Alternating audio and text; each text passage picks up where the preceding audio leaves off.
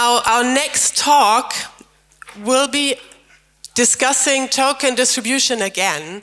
And I remember Cassidy, Daly, we have been talking prior to the tech about what are the most relevant and pressing questions for blockchain projects. And of course, this launching a token as a funding instrument is important. However, we've heard from VCs, be careful with that, step by step. And maybe we are going back a little bit to traditional funding models and traditional funding phases. However, as Cassidy will explain in a minute, token distribution matters. And we can look back on traditional economies to find out why token distribution has really a big impact on the network and the network health. So I'm very much looking forward to this talk. Welcome, Cassidy. And yeah, give her a warm round of applause. This is the clicker. It's on.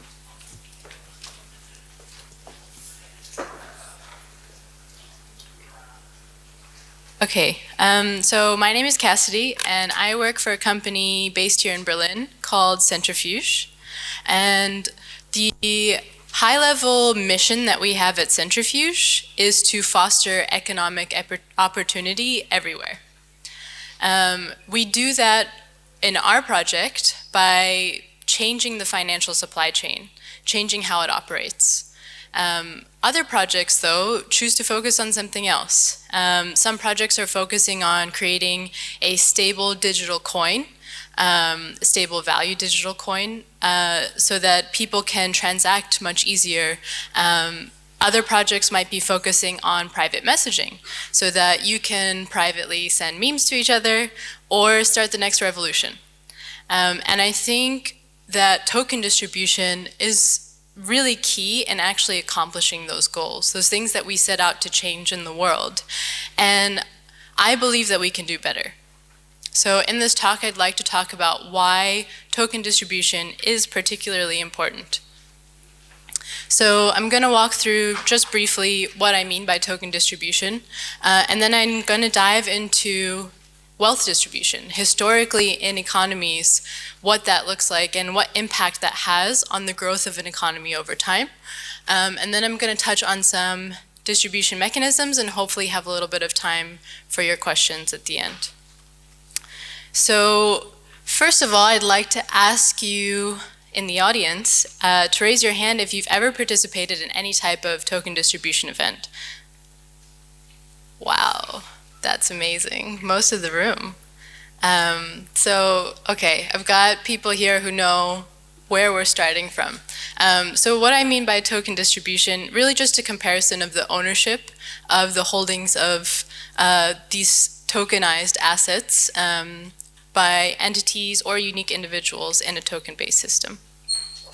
The token generation event is the moment of the initial disbursement of the token to the first owner. So that could be something like a genesis block where there a certain allocation of tokens allocated to certain entities from the very beginning. It could be a token sale, and we'll touch on some of those mechanisms as we go forward. What are the goals of this token generation event?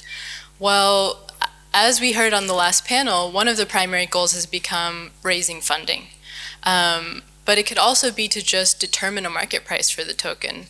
So they mentioned that sometimes the IEOs now are not only used for raising funds, but also just to get the token out there and to find what the market thinks the price is, to incentivize user participation, to target the users that actually want to use your product and get it into their hands, and primarily to distribute the token, to get it out there so that people can actually use your product, whatever you're using the token for in your system. I would argue that the primary objective, instead of the raising funds, instead of determining this market price, although they're important, it should really be to get tokens into the hands of users who are going to benefit from and add value to your token economy. So now I'm going to dive into historically why I think that's so important, why I think that's the primary objective. And we're going to dive into a bit of research here, and so I ask you to bear with me, and hopefully you will get something useful out of this walkthrough. So I'd like to start with Germany actually first as a case study. So Germany is actually very recently reunified, 30 years. In 1949, they actually established East Germany, the Soviet zone, and it was a planned economy. It was run by state authorities. It had its own native and non-convertible currency. But then in 1989, the Berlin Wall fell, and they established a monetary union. And they substituted the currency of the GDR, the east side of Germany, for the Deutschmark. But those assets from the eastern side of Germany were converted at an average of 2 to 1. So you're starting off East Germans at a disadvantage. And in 1991, the East German wage level was less than 50% of the West German wage level. That's a pretty incredible difference. So what has that resulted in now? Well, the economy of the eastern part of reunited Germany, 30 years later, is still lagging far behind in productivity and income growth than West Germany. So 93% of the largest firms are actually based in the West. The wages in the East are 80% of the wages in the rest of Germany. Companies in the East are 20% less productive. And the productivity levels, if you look at East between West, are actually greater of a divide than if you look between rural cities, rural regions and cities. And this is a look at the current, 2014 wealth distribution in Germany. So as you can see here, the wealthiest 10% control more than 60% of the wealth in Germany. Actually, 70% of that is land, and only, actually I won't say the number, but a very small percentage of Germans actually own land, and so that contributes to this concentration of wealth in Germany in particular. And 50% of the country, the poorest 50%, if you will, only control about 2% of the entire wealth of the country. So I think that's a pretty big outcome that we've seen from this initial distribution of wealth, 30 years later, the impact that it's having on the society. So the few things that I'd like to point out from this look into this German case study is that the concentration of wealth has really persisted over time. There's a clear impact on the lack of growth in East Germany, that actually the concentration of wealth within East Germany is higher than the concentration of wealth in West Germany. And there have actually been quite extensive programs in Germany to tax the western side of Germany and fund programs in East Germany. And even through this reallocation of capital, through their attempts to really fix this problem, there has been no discernible positive effect on the growth of East Germany. And all of these developments happened with a slower trend of growth post-unification of Germany than before, when we just look at West Germany by itself. So we can see that the growth of Germany has actually declined. And though I am not able to present to you very rigorous data to prove to you that it's this concentration of wealth that has had this measurable effect, I believe that it is correlated, one, and I hope that you've seen that, and two, I'd really love to see more people pick up on this as a deeper study. And so to carry through my point, to really prove to you that it's wealth concentration that matters, I'd like to point out a few different economic studies that have been more rigorous and do look at data a little bit deeper. I'm going to buzz through them a little bit quicker for you, but just to give you an idea of the types of research that's out there. So the first study that I'd like to point out is the most recent one by Deininger, and in a paper for the World Bank, they point out that inequality hurts overall growth, and that it has not income inequality, but wealth inequality and wealth distribution has had a great negative impact on growth, and also in their case showed to reduce the effectiveness of educational interventions. So in this case of East and West Germany, where the East might be less educated, this distribution of wealth even affects their ability to spread education. In an older study, Deininger, again, he's been looking at this for a while, together with Squire, looked at inequality and growth and used cross-country data to show that land distribution has a strong negative relationship to long-term growth. Again, Deininger looks with Nagarajan at India. So he changes where he's looking for more evidence, and shows that land reform, so in India's case, asset redistribution, actually had an effect, an observable impact, and that there was a significant and positive impact on income growth when they tried these land reform and land redistribution policies. Looking at a similar part of the world in Asia, and then comparing it to Latin America, this study looks at land distribution and the fact that actually in Asian countries there is a better distribution of these assets as compared to Latin America. And they show evidence that the regional differences in economic performance are actually partially explained by this land distribution inequality.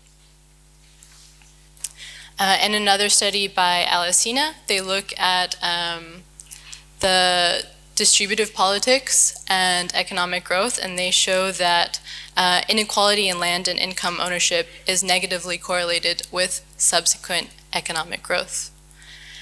And then finally, I looked to an older study by Galore and Zira to show the role of wealth distribution in macroeconomics, and they show that cross-country differences in macroeconomic performance are actually linked to wealth distribution. So I know that was a lot, and I'm just trying to put the point out there for you that wealth distribution is linked to economic growth. And even if you're skeptical and you're telling me, well, maybe it doesn't have that big of an impact, I'm sure wealth distribution is correlated to lots of different things that are impacting these economies. But I'd just like to point out this concept of compounding for a moment and to question you and say, what if wealth distribution only had a 1% of an effect on the variance of economic growth? That 1%, though it's minimal, can compound over time. And say that there's just a 1% difference in wealth at the beginning of an economy. Over 30 years, that can compound into a much bigger difference in the growth rate of that economy over time.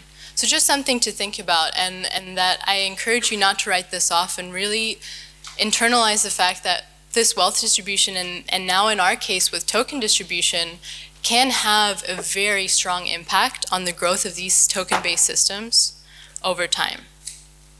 So I'd like to question, okay, so then let's take a step back.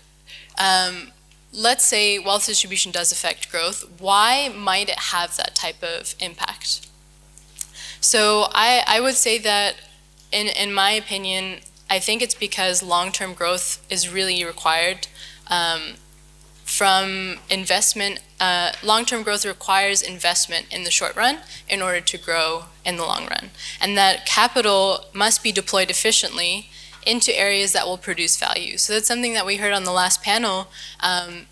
Coming from investors, can you get investors on board invested in your token who are actually interested in the growth of your network over the long term and willing to invest in things that are going to add value to your token system? And I would say one place that we can see that today that is quite well known, I would say, in the finance space, is that this same trend exists for funds. So when a fund has a very specific strategy, say that the manager has an edge in some specific area that he's worked for 30 years and he knows how to exploit some type of vulnerability, and he needs 20 million, or she needs 20 million to execute that strategy. if he or she raises more than that 20 million that's needed to execute that, it's completely useless. They're going to put it to no work at all, or invest it in ETFs or some kind of market return rate, and you're not going to get the same type of performance. And the same thing exists for accumulation of capital in any place in the economy. If people are accumulating capital and they're not able to actually deploy it, invest it into anything that's going to add value, it's going to be useless. It's just going to sit there. And your economy is not going to grow, and your token-based system's not going to grow if you have investors who are just holding onto your token, doing nothing with it. So I hope that I've made the point, at least for you, that wealth distribution is important, maybe why that could be true, and how that can relate to token-based systems. I'd like to now turn to some token distribution mechanisms. So the tools that we have actually to accomplish this.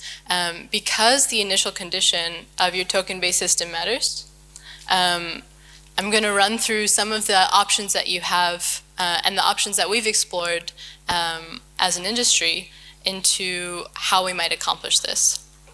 So the first thing that we looked at was mining, and the goals here were really to have a fair and wide distribution with easy access to this token. But what they didn't foresee was that there could be pre-mines, there could be a lack of information that the project even existed, and so only few people were mining in the beginning and accumulated a lot of capital, and it became really expensive actually. So then some projects turned to things like airdrops. They wanted an extremely wide distribution, but actually the downfall there was that it was a bit too wide, and people just got tokens that they didn't care about, and they saw that they could turn it for a really quick profit, and so they just dropped the tokens, and it had a really bad impact on a lot of these projects. So then some projects started out doing these token sales, and the goal here was really that fundraising component, but also a distribution to users who were really invested in your project. But this really inherently ties the token to funding, which is really not going to be appropriate for some certain projects, and it makes it open to speculation. And that can also hurt your project long term. Some of the more interesting mechanisms that have come about recently are the Merkel Mine, which was to try to separate the fundraising of the token from the distribution, but still get users to pay a little bit of something in computation power for the tokens. And now turning to the lock drop and really paying with the time value of another currency for access to this token. But unfortunately, most of these mechanisms have resulted in quite concentrated token distributions. So this is actually from a paper by Kyle from Multicoin, and he looks at the percent of tokens held by the top 500 addresses. And as you can see, we can do better as an industry. We are quite concentrated, and just as a comparison to other countries in Europe, this newer project Decred that tried to really improve on Bitcoin and create a mining system that would be a little bit more fair of a distribution, that was part of their thesis. They're actually quite concentrated compared to every other country in Europe. And this live pure Merkel Mine, the Merkel Mine itself actually happened to be a bit better than Germany, for example, but still not as good as Slovakia or even France. So I would say this shows me that we can do better. If we're trying to improve the existing situation that we have economically, we're not doing that. And I'd encourage you to take a closer look in your projects of the token distribution mechanisms you use and how important this really is for the growth of your system long term. Thank you very much, Cassidy.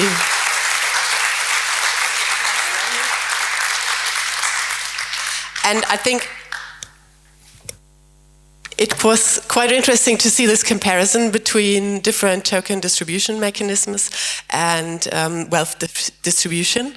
So I can only encourage you, if you have any questions or like to discuss this further or have additional comments on that, get in touch with Cassidy. You can go to tech.io/program. You will have all the talks there and also a link to the speakers and their public account, for example, on Twitter. Thank you, Cassidy.